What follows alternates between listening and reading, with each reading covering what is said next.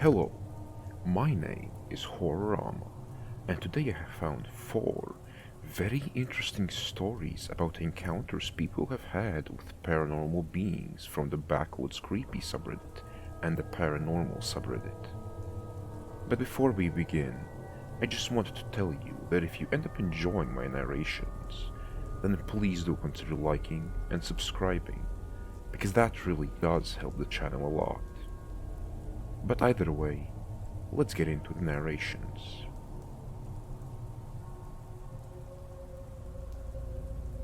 The first story has been posted by user number economy 8518. I was in my last year before retiring from the army and was going through a divorce. My soon-to-be ex went back to Texas with my 2 girls, and I planned to move closer to them once my retirement was official. I rented a small 2-bedroom in Tennessee in a town called Indian Mound. Indian Mound was out of the way and really isolated. My commute sucked, but it was cheap and peaceful. I had no neighbors. Across the street was all conservation land for miles. On one side and around back of the property was a swamp. On the other side, the closest house was out of shouting distance. I enjoyed living there initially. Before this, I lived in the suburbs, and all that noise, people, and traffic drove me crazy. One night I came home around 1 in the morning from a concert in Nashville. It was early spring, and it was somewhat foggy out. The driveway dipped down, and the house was about an 1/8 mile from the road. As I pulled in, I saw a huge black dog standing in the front yard. It looked like a black lab or lab mixed breed, and it stood with its head up and its tail straight up. It was fixed on me. I slowly pulled my car up, unsure what to do next, when it turned and ran into the swamp. I didn't think much of it and went inside. Over the following few months, things started happening at night. I would always wake up at around 3 or so in the morning, thinking I heard voices outside my window. And sometimes it sounded like someone or a couple of people were whispering to each other, but I couldn't understand what they were saying. Sometimes I would hear footsteps and movement outside. I thought it was maybe a deer or that dog, but when I looked out, I saw nothing. These type of activities continued for months. One night, I woke up to a noise, and saw it was 2:57. A bright white light shone through the porch glass doors. I ran out into the kitchen and looked through the small sink window, and it looked like someone was out in the swamp, shining a spotlight. It was one of those high-powered lights used in search and rescue. It was blinding and lit up the whole kitchen. I opened the back doors and ran out onto the porch, yelling I was calling the cops. The light went out and I heard someone moving away from the house through the swamp. Cops came out and took a report and told me to ensure my doors were locked and to call if anything else happened. I was hyper vigilant for the next few days. I checked behind me when I was coming and going, and always slept with the shades drawn and doors locked. The footsteps around the house continued, and some nights I thought I could hear a dog panting outside my window, although I never found tracks or saw signs of an animal in the morning. Things died down after a while, and I was about 3 months away from the end of my lease. I woke up at around 3 in the morning, scared out of my mind. I was sleeping and heard a woman calling my name. I opened my eyes and realized that it was just a dream, but then I heard the voice call my name again, clear as day. I shot up out of the bed and turned on the lights. I checked the closet under the bed. I opened the bedroom door and listened out in the hallway. I couldn't hear anything and was about to cut the lights and go back to bed when someone started pounding on my front door. I nearly jumped out of my skin. It was like someone was bashing the door with a sledgehammer. I yelled out that I have a gun and to get off of my property. I said I called the cops and I'll blow their head off before they get here. The pounding stopped. Cops came out again and took another report. There was no visible damage done to the door or footprints around the property. It all just stopped after that. I did buy a 9mm, but the rest of the time renting there was without incident. I'm back in Texas in an apartment complex in the burbs, and I don't mind. The backwoods of Tennessee were a creepy place.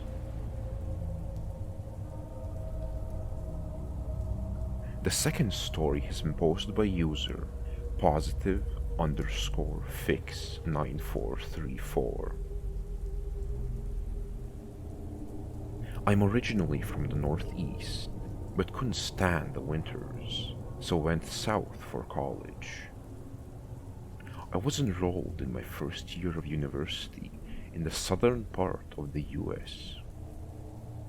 The university was in a small city town, and going out to drink was the main thing everyone did. I was out with some other guys, playing pool at a small dive bar. An older guy came up and started talking to us and asked if he could get in on a game. I'll refer to him as Brian. I was 22 then, and he looked a bit older, probably late 30s. We played a few games, and he commented about a bonfire party happening outside of town. He mentioned there were some girls he worked with hosting it and asked if we wanted to go. My friends declined, but I was single, so I said sure. As we left the parking lot in his truck, he said we needed to swing by his apartment and grab some liquor. This is when things got weird. I remember getting in the car, pulling out of the parking lot, and then pulling up to an apartment complex on the outskirts of town. The bar was in the downtown area, and we were far away now on the outskirts of town. I wondered if I nodded off on the ride, because I didn't remember getting there. I started questioning myself when he said he would go inside, get the booze, take a shower, and change his clothes. He offered for me to come inside as well. The inside of his apartment was empty. No furniture, Nothing is hanging on the walls, just open and empty rooms. He didn't say anything about it, so I asked if he had just moved in. He said yeah, and walked back to the bathroom without saying anything else. I thought about just leaving when I heard him get in the shower. Something about the situation was starting to creep me out. I was sizing him up in my head and thought I could take him if something weird went down. I remembered him mentioning the girls and the bonfire, so I decided to hang around and see where the night went. The shower stopped and he walked out wearing different clothes a few minutes later. He had 2 bottles of whiskey and he just looked at me and said, "You ready?" We jumped back in his truck and pulled out. I made a conscious effort to stay awake and alert. We left the city limits and headed outside of town on a dark back road.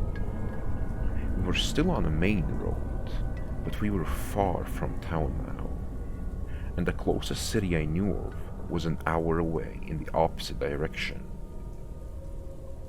There were fewer and fewer houses as we drove, and the places I could see looked like decrepit old shacks.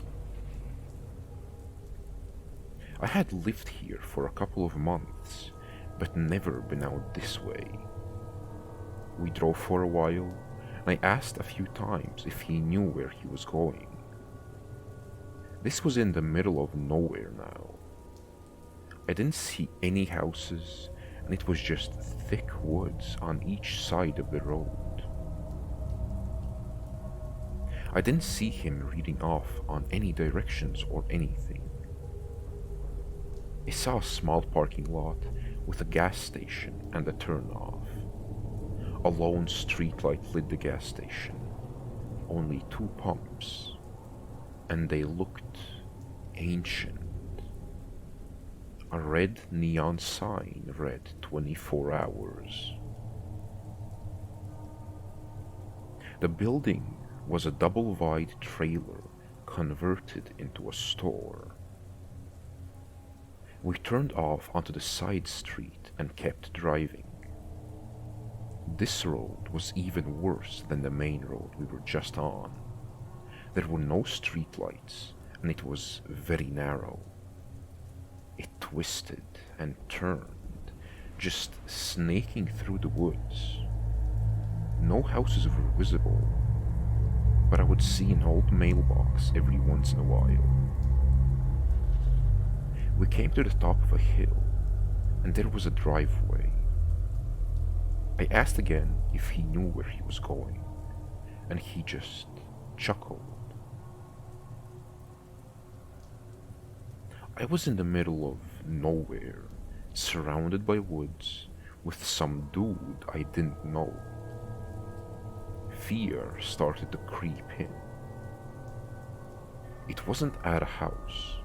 It looked more like a garage or industrial building. There were no lights inside or around it. No motion lights as we drove up. No other cars or people. "Where is the bonfire?"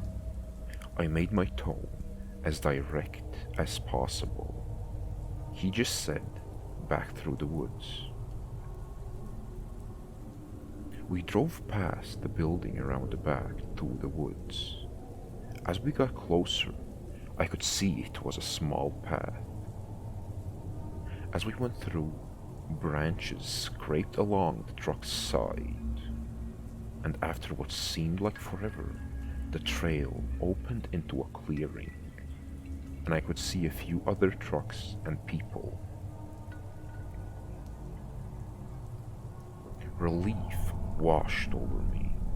I grew up in the city and wasn't used to stuff like this, and I started to think I was just uptight and needed to chill out.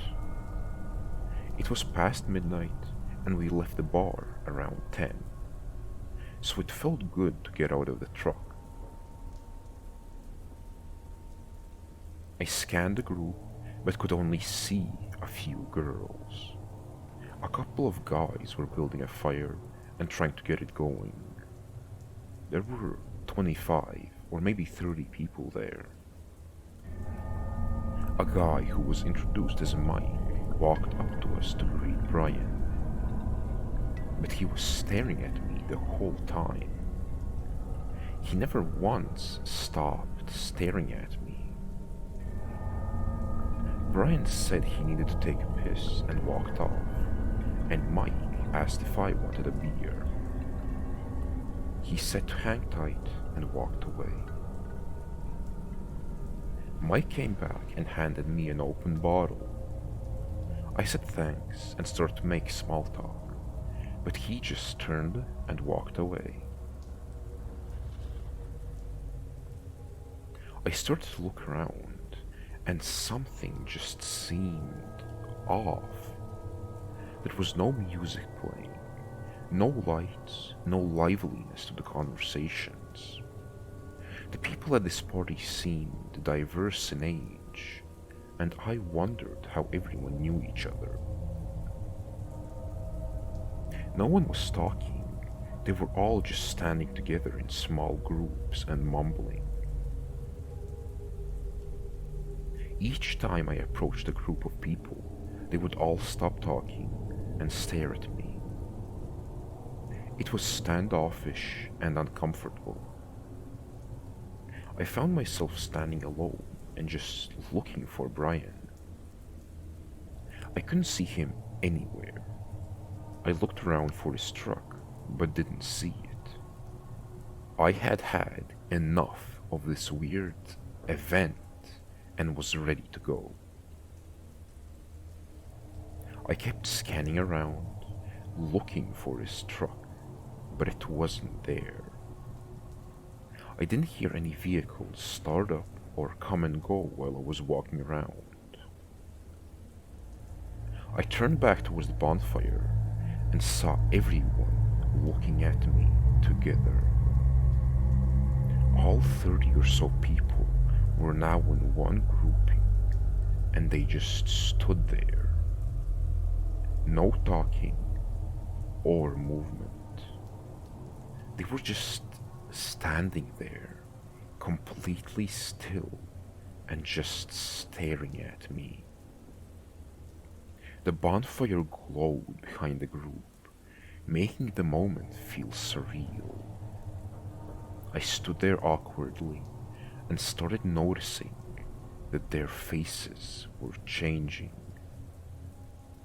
Their expressions rapidly changed from smiling to frowning mouths and eyes wide to snarling grimaces. But as I focused on one to see if that was what was really happening, the face would appear blank and expressionless. Suddenly, one of the men started walking toward me at a deliberate pace. I turned and just ran. I ran up the path out of the clearing as fast as I could. My adrenaline was surging, and I kept running. I couldn't hear anyone coming up behind me or any vehicles, but I knew I couldn't stop and needed to put as much distance as possible between them and me. I started to panic as the trail broke off and went different ways. I didn't remember that from driving in, but I kept running. Finally, I saw the building through the trees and felt some relief. I stopped just before the edge of the trail. It was late fall and brisk, but I was burning up. I was wearing a flannel and jeans with boots, not the best for running. I was sweating like a pig and needed to catch my breath. I couldn't hear anyone coming up behind me on the path or hear any vehicles in the distance. The light from the bonfire wasn't visible anymore through the thick woods. As I crossed the lot and passed the industrial building towards the paved road, lights came on inside. A second wind of adrenaline took hold, and I ran towards the paved road and kept running. My feet felt like lead, and my legs burned, but I kept running as long as possible. I finally got tired and moved off the paved road into the brush to hide and catch my breath. I didn't see any headlights, so I went back to the side of the road and began jogging. I was on high alert and kept glancing behind me, but I never saw anything. I finally reached the end of the road, which connected back to the main road and the gas station. I went inside, and an old guy sat at the counter watching a small TV. He asked if I was alright, and I said I needed to use a phone. He laughed and said, "Where did you come from?" "I was out at a party and got ditched." He laughed a little and gestured towards the phone on the wall. I could see he had a gun on his hip and probably thought I was a tweaker come to rob him. There was a phone book by the phone, and I called a taxi to come pick me up. An hour later, I was back in my dorm and went to sleep. I never saw Brian again. I drove past his apartment complex, but never saw his truck parked there. I never saw it around town or back at the bar either. I remember it was an off-white single-cab Chevy, late 80s model, with a skull sticker on the back window with Roman numerals on the forehead. My curiosity got the better of me a few times, and I drove towards the gas station. I followed the road to where the shop was and found it. I drove out a couple of times, and each time there was no one there, and no cars in the lot. The building looked even worse in the daytime. I left and drove back to town. This happened in the fall of 2004, and I still get creeped out by it. The third story has been posted by user Boobius Hagrid. I'll keep this short and sweet. A few years back, we were having a brutally cold winter. The snow had frozen into ice and covered everything. It was pitch black in the backyard when I went to let my dog outside one last time before bed that evening. As we exited the house from the sliding door of the walkout basement and onto the lower deck, I felt that something was off. Our house backs up to some woods, so I was accustomed to hearing noises from the wildlife in the night. This night was different. Nothing made a sound except the Arctic cold wind, but I had a feeling I was being watched.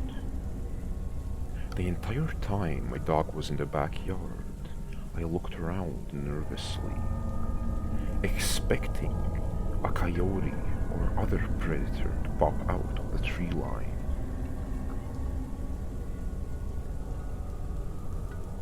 My dog did his business, but afterwards stopped and stared at a corner of the woods until I got creeped out and called him back inside.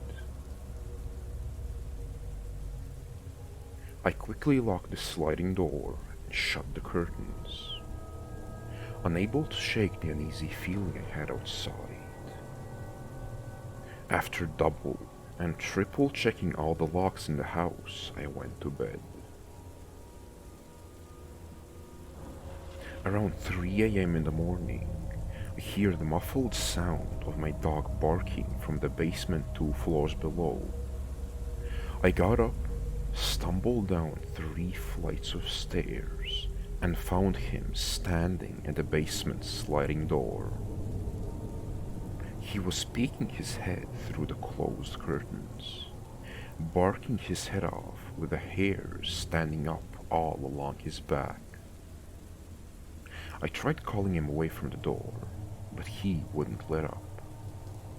I dreaded peeking out the curtain to see what he was barking at, after the uneasy feeling I had earlier in the night. Finally, I held my breath and swiped the curtains aside. I peered into the inky blackness, but saw nothing to cause any alarm. A wave of relief washed over me. I figured it must have been a deer or a raccoon in the yard that set him off. He whined at the door for a few more minutes until I bribed him upstairs with a dog cookie. I went back to bed and wasn't disturbed again. That is, until the morning when I went to the basement to let out the dog. I opened the sliding door and walked out onto the deck as he bounded into the snow. My blood ran as cold as the sub-zero morning temperatures when I looked down. There, frozen into the ice on the deck, was a set of bare human footprints. They were very clear. I could make out each toe on the person's foot. These prints were large and appeared to be from an adult male. Looking around, I noticed they started at the base of the deck, went to the sliding door and the window of the basement living room, then seemed to disappear off the side of the deck. I had my snow boots on, so I walked around the yard, but I could find no trace of the footprints in the snow once they left the deck.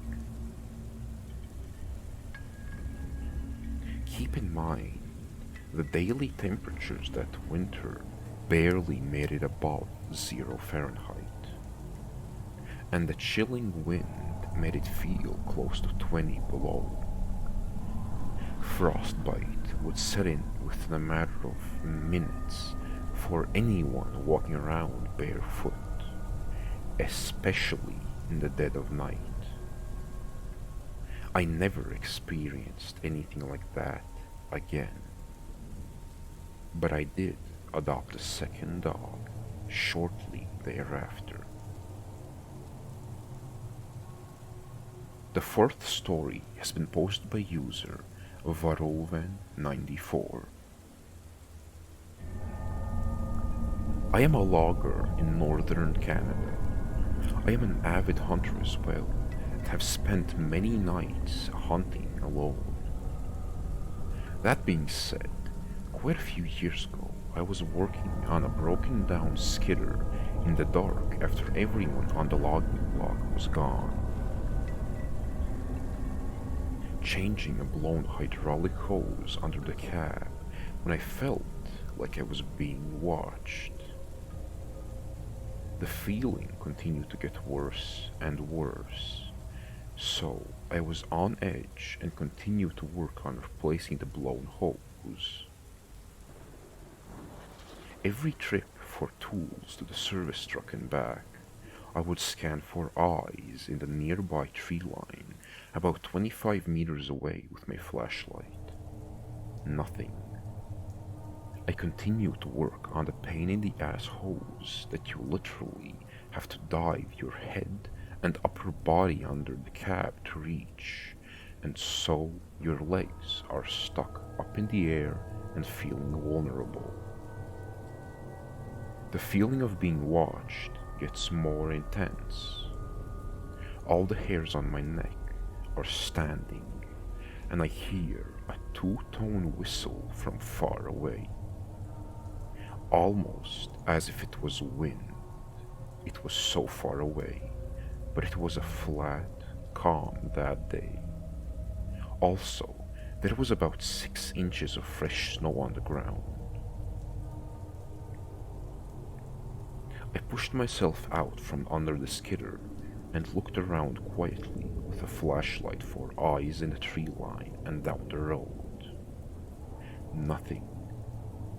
I had one side of the hose fitting to remove still, and it was the easier side and higher up, so I wasn't as over tea kettle removing it.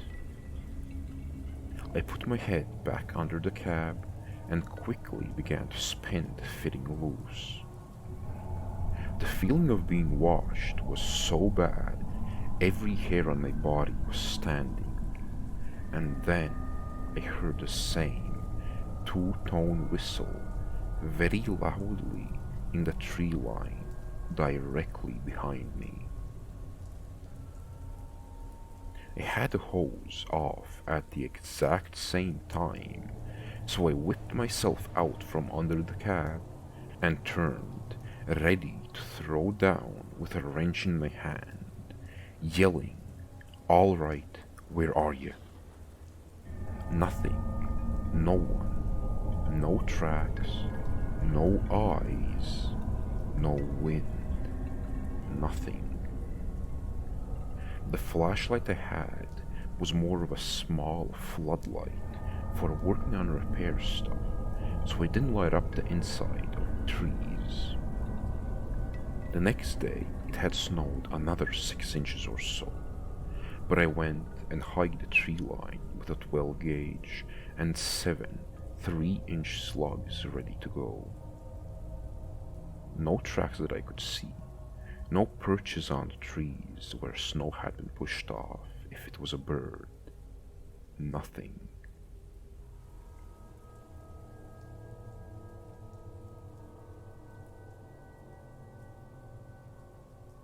That concludes our exploration into the world of the paranormal. These tales serve as a reminder that there are still many mysteries in this world that we have yet to understand. Remember to approach all stories with an open mind and a critical eye. I hope you found this content entertaining and thought-provoking. Stay curious and stay informed. Thank you for watching and have a good rest of your day.